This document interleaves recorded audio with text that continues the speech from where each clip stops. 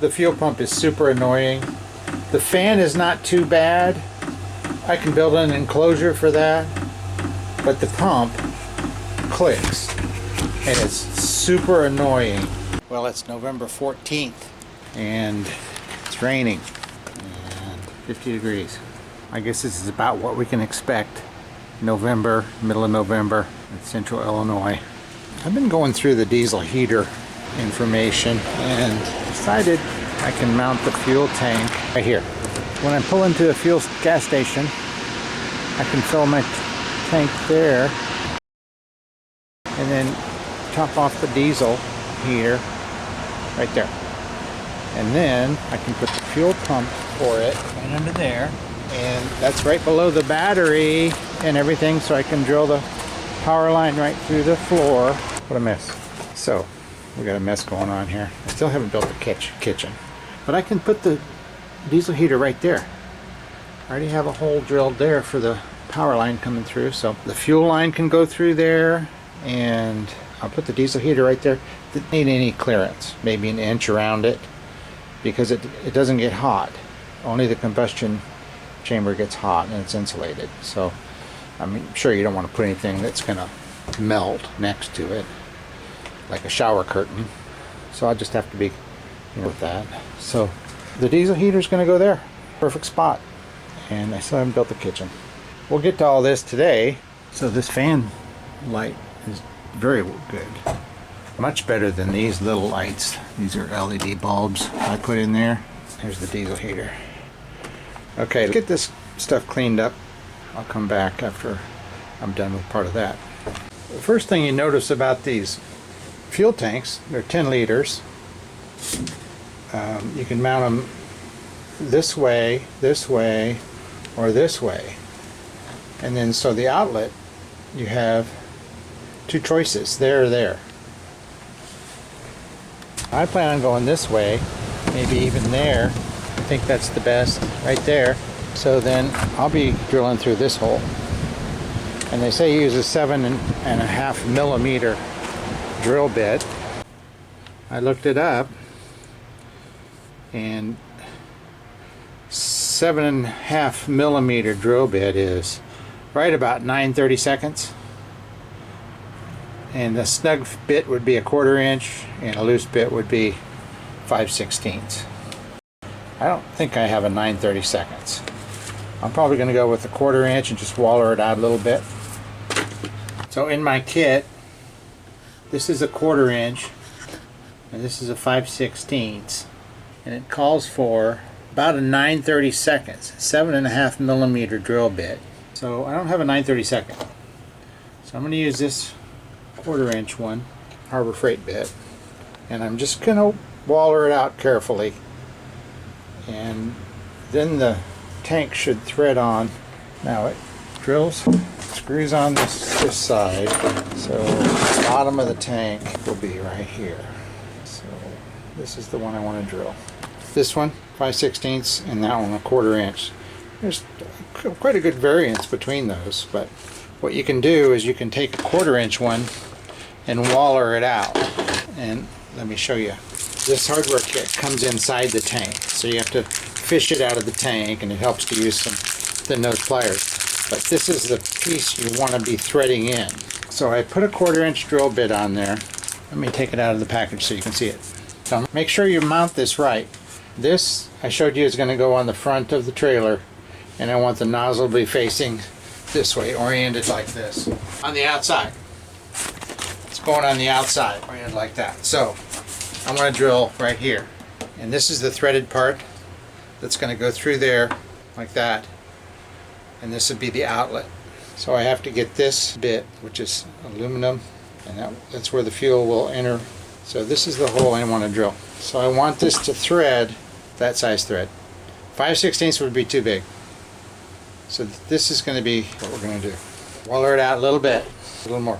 Now there's O-rings that go on either side of that, and you'll see the little indentation here.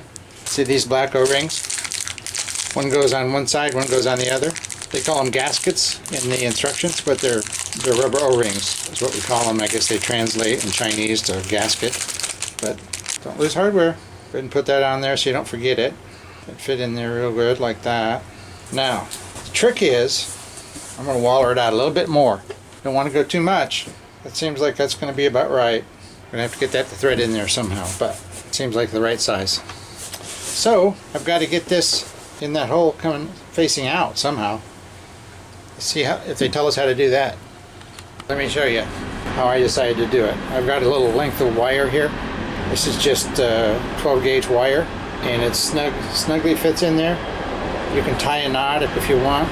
You can use string. I'm going to feed this through where it comes out.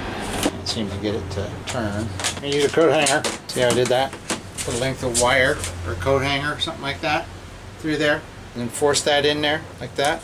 Now you want to screw it in somehow. You can use pliers. I think vice grips is the best. Make sure you don't squeeze them too tightly. Set them so they're about the same size as the tube. A little tighter. Not too tight. Snugly. There it comes. It's threading. People say this is the hardest part of the whole install. Now make sure you had that O-ring on there. 3 washers. They go in these 3 positions. These 3 screws. They go in the trailer. I'll put a little dab of silicone in each one so they don't leak. But they do have a neoprene washer on each one too that will also sort of waterproof it, so you really don't have to worry.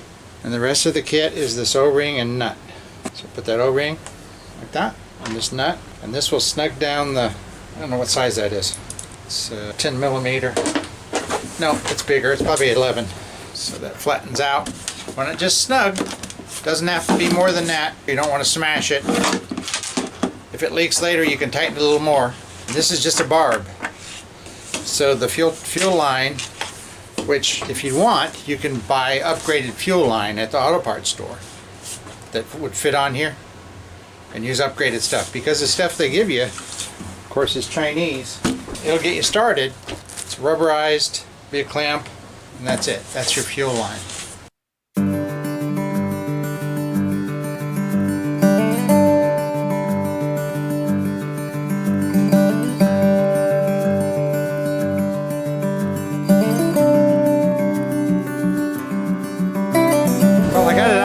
But my plating is loose, so I'm going to put some of these stainless steel screws through.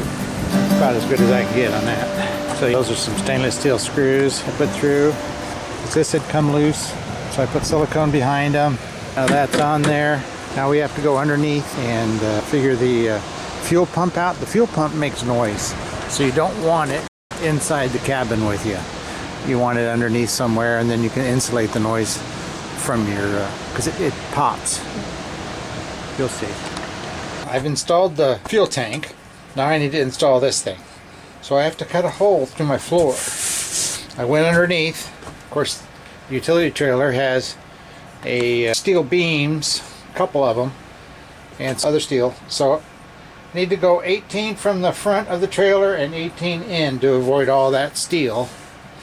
And this is 3/4 inch plywood floor. And then I've determined, since I'm going through wood, I believe I'm going to go 4 inches by 5 inches and cut a rectangle. This is the exhaust. I want to be at least an inch on each side clear of that exhaust. It gets hot, so if there's an air gap of an inch or so, I think that will be enough to not catch on fire and die. So we're trying to avoid dying.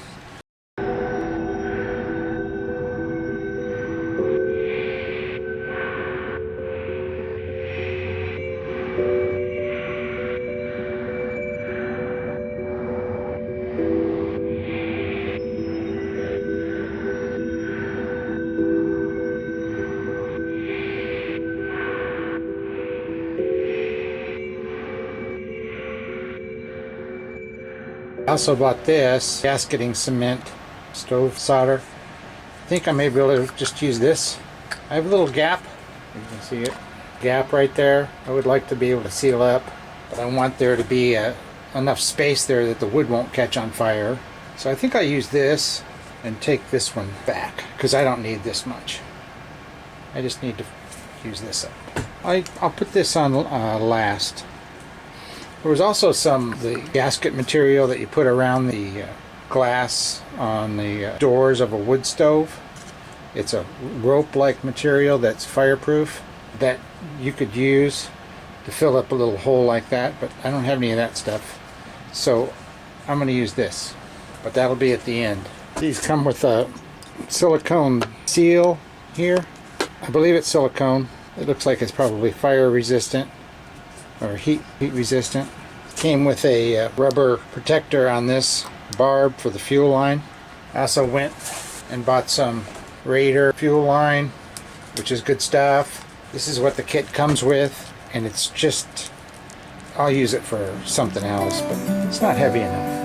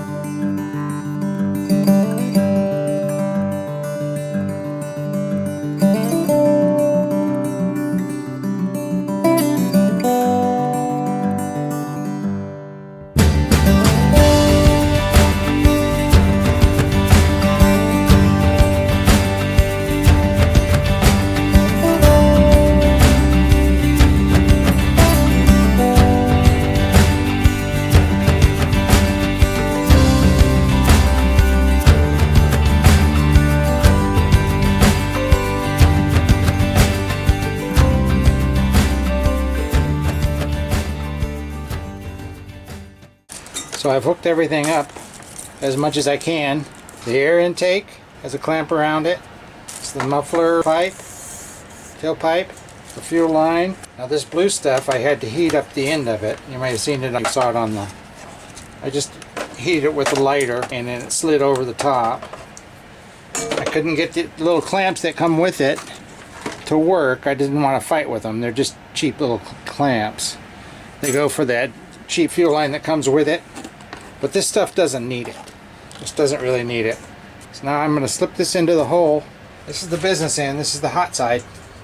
See the heat? See the heat's distributor on the front? This is the intake fan. The tailpipe needs to be bent, so it won't go all the way down, but I'll go outside and do that. And then that'll go back in the hole. I'll tighten those up. Those nuts, by the way, are 11 millimeters. And you want to get them tight. I'm going to put a little of this cement stuff on the threads, just in case they want to back out and I would lose the nut. The heater won't go anywhere, it'll just start rattling, but I don't want that to happen, so I'm just going to put a little bit of, you can put anything you want on there, a little silicone, whatever, it'll stop the screw from backing out. The last thing I'll do up here will be put these 4 screws in. I'll do that last. This is the fuel pump, and this must be some sort of a sound deadening shock absorber. These things click when the pump goes, so anything you can do will work in your benefit. Now, I plan on making a little foam box, just some foam on each side of this, and then zip tie it together just to eliminate any sound. Foam can be any kind of foam. I'm going to use the square tied together the flooring. I'm going to use that. I use with this stuff gasketing cement stove sealer to seal around the pump. Got fuel in it. I need to put some kind of a cap over this. It's got an anti-siphon lid on it. Let's try turning it on. I've got it all hooked up. It's cold in here. The only thing they don't give you is little screws to screw this in. So this doesn't really fit. So let's turn it on. Start heating. See what it says? Start heating, it says. I've got it all plugged in. It came with a 15 amp fuse, I didn't realize, but so I put that in there. What is that, Wi-Fi? Got the book here and some lights. It says after starting the machine for 3 to 5 minutes, it will work normally and heat up. Please wait patiently. There are 2 types of switches, the standard one without Bluetooth function and the high-end one with Bluetooth function. Standard one without Bluetooth function, and it shows a picture, a really bad picture. Anyway, got it turned on, and it's supposed to, I guess, prime itself to route some of this. Of course, the thing won't stay up there. It also comes with this remote. It goes 41 degrees. Oh, here. I hear it pumping. That is annoying. Hear that pumping? We're going to fix that. Super annoying. It's mounted on this rubber. They give you this rubber thing to mount it with. See, the fuel is pumping. Fuel. It's not making it through the... Okay, this is not... There's no fuel getting into this. I'm going to try pressurizing the tank by blowing into it. Let's see if that does anything. Don't try this at home. See if that did anything. Still air. That filled up. See a little pulse coming through. See the filter? This is the cheap little filter that came with it because my other filter that I bought, I couldn't get the fuel line to fit on it. See, it seems like it's working. It's being forced up. Okay, we've got heat. Got the fan going. Here it's blowing. Yeah, there's heat. So it's working. Okay, yeah, it came on. I'm gonna have to figure this out. It's on auto, it says. Start heating. Just turned it off. It'll stop pumping, but the unit will stay on until it cools down. Start heating. And now I push start heating. It should come back on. And it's got this little signal. I'm gonna have to read the manual. Okay. Fan came back on. Let's get you in the light here. So it says the heater has manual set, the output mode, output power mode, and automatic constant temperature mode. So that's an incomplete sentence. Has manual set, maybe manual settings. This is in Chinese. Chinglish, they call it. Chinese converted to English. In the automatic mode, the heater, according to the temperature difference between setting and room, automatically adjusts the power output. Okay. So in the automatic mode, okay, it has manual settings. It has 2 manual settings: the output power mode and automatic constant temperature mode. Okay. In the automatic mode, the heater, according to the temperature difference between the setting and the room, automatically adjusts the power output. Okay, so it's got a little microcomputer in here that, according to the temperature, just like any thermostat, will adjust the output of the unit accordingly. Okay. In the manual mode, you can adjust the power range from level 1 to 10. In the automatic mode, the setting temperature adjustable for 8 to 36 Celsius, which is, so it goes up to 96 degrees Fahrenheit and a low of. I can leave the heater on since it's right next to the battery there. Maybe block off a little bit. Put a little, I've got some reflectix, so I can make a little tint around it. and actually by mistake I did a good thing. So I can keep the lithium battery from freezing, which is something you want to do. So I can leave this camper heated even when I'm not in it. So say I have a real cold night coming up that's going to get below 30 degrees. I can turn the heater on low, tint around it, put this right there by the battery, and keep the battery from freezing. So that's good. So if I'm parked somewhere and it's going to be cold, I'll be gone for a couple nights, I can just leave that running. There's the fuel pump going again. Turn on off the heater. Press the on off key to turn on or off the heater. Change the run mode. Press the on for more than 3 seconds to change the run mode of the heater. That puts this for 3 seconds. So it's on 1. It's in manual mode now. Let me read this and I'll get back to it. The fuel pump is super annoying. The fan is not too bad. I can build an enclosure for that. But the pump clicks and it's super annoying. Okay? And I don't think there's any way to isolate it.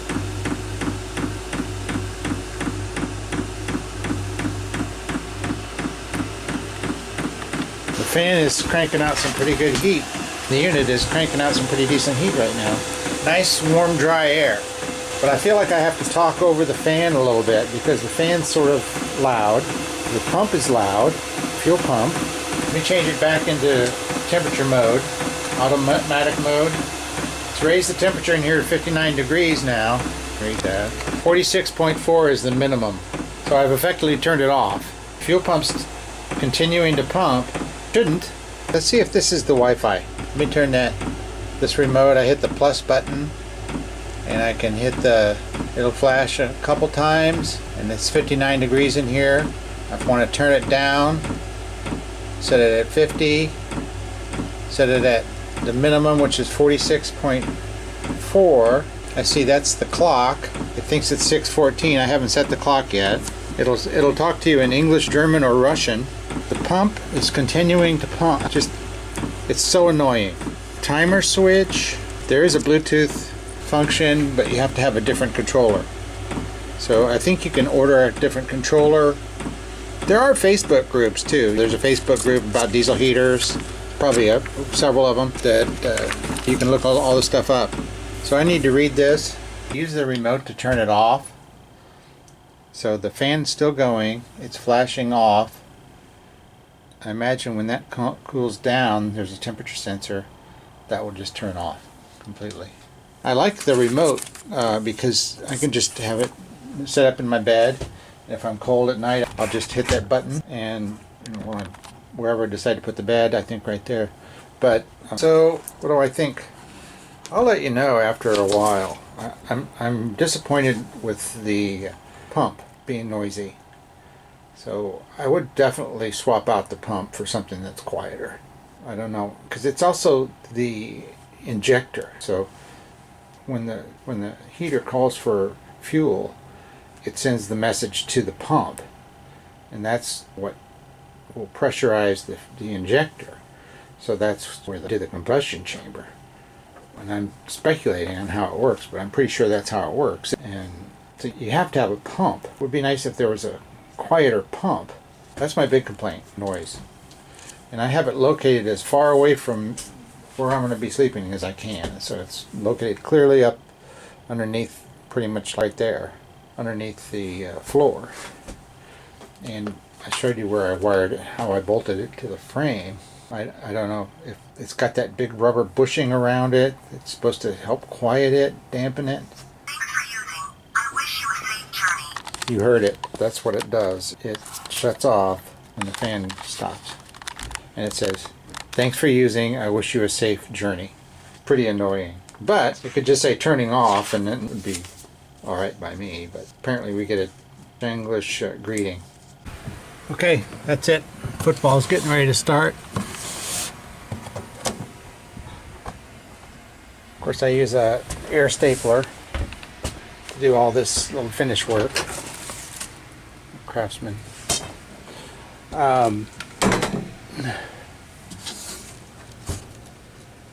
That one could use some glue. and better measurement, a better carpenter.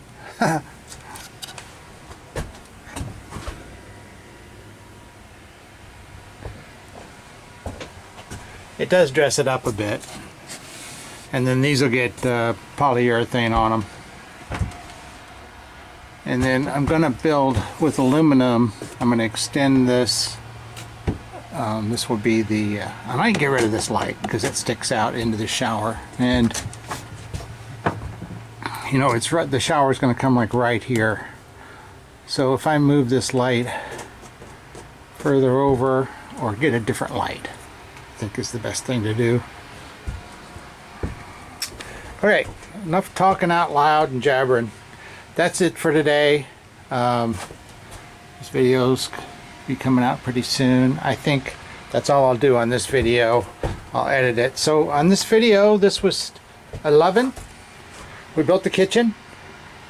We put in the diesel heater and we finished some trim and jabbered too much. Did some coiling on the wires. Call this stuff loom. This is an extra circuit that I have not put in the loom yet because I have not decided what I'm going to do with it yet. I think it might be for the cell phone booster. Although I think a better place for the cell phone booster maybe be here. I would like to put a pass through for it in the plastic here. Would be the best place. So maybe cell phone booster go here. Haven't decided. I think that's probably what I'll do.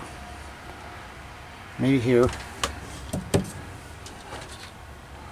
Kind of hide it. That's it. And I ordered a drone. I ordered a DJI. I guess they're the market leaders in the drones. A 4K mini. So I think I fixed this the other day with plastic.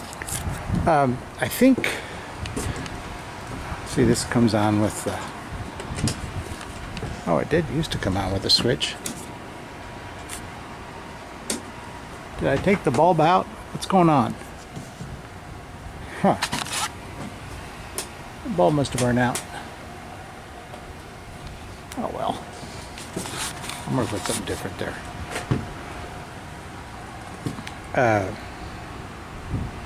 The DJI 4K mini drone. So some ideas I've had for videos when I get on the road would be I would go to like a chamber of commerce and ask them who some of their favorite members are and get some of the literature from the members, maybe the historic district, and fly the drone over the little town that I'm at and make a video of the history of the town from the air. I think that would be kind of cool. Probably get some views and be interesting for folks. So we'll do, like, I've had that idea before, but you know, I could go over and interview this business across the street from me and ask them a little history about their business, and then fly the drone and around, and that would be interesting. We could watch a train go by, things like that. I think this is our bonus footage. It's our bonus footage for the video. Well, thanks for watching.